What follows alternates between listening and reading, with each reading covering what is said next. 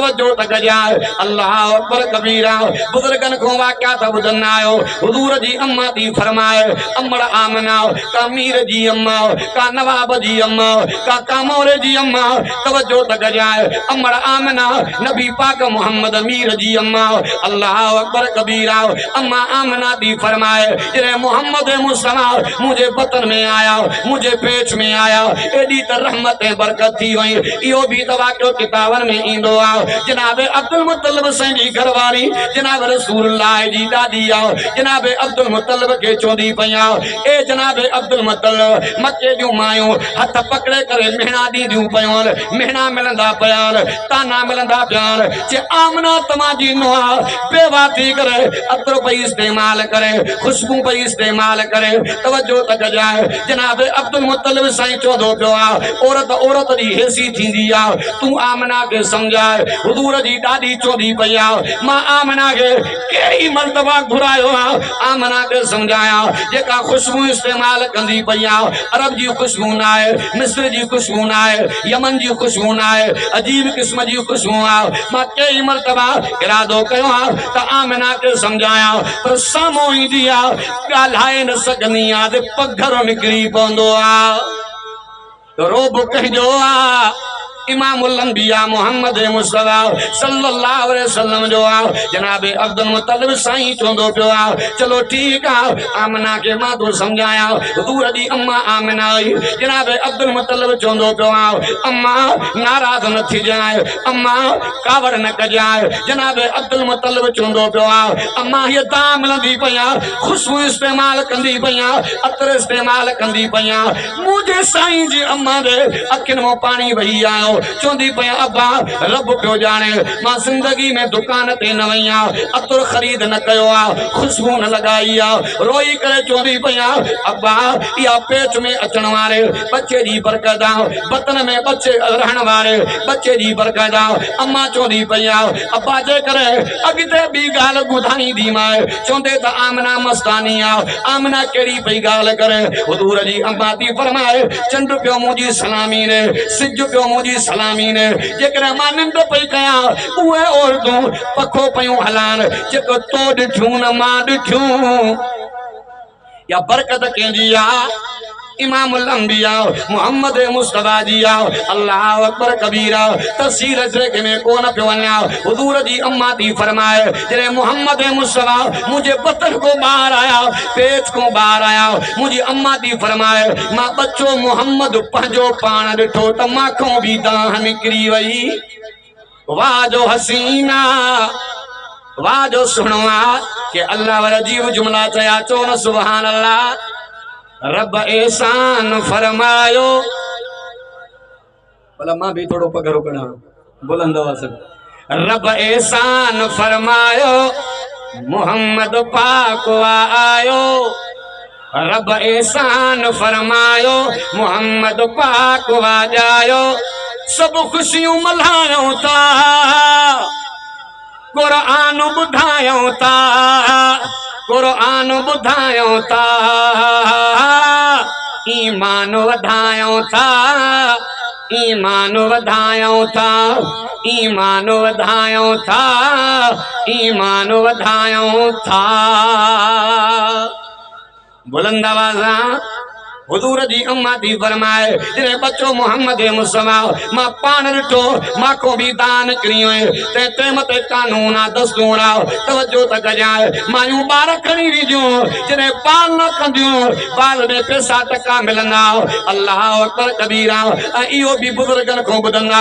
तकरीरन जे अंदर जैसे फलानी बार फलाने जा खणी वयो से मीरन जा बार खणी वयो यतीम मोहम्मद रहाए वयो मौला मोहम्मद इदरीस कादलवी रहमतुल्लाह अलैहि लिखंदो पियो आ बिन के मुस्तफा कीअं मिले हाँ जो अल्लाह हलीमा दे नसीब में लिखियो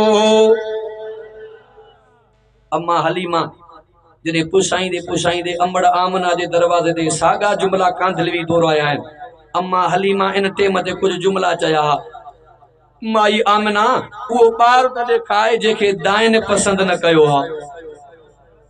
अम्मा आमना पे चे ओ हलीमा ख्याल सां ॻाल्हा तू चवंदी पया त उहो बच्चो ॾेखारियां जेके दाइन पसंद न कयो आहे मुंहिंजी अम्मा थी फरमाए हलीमा मां ईअं पे चवां त तोखों सवा मुंहिंजो मोहम्मद ॿियनि खे क़बूल न कयो आहे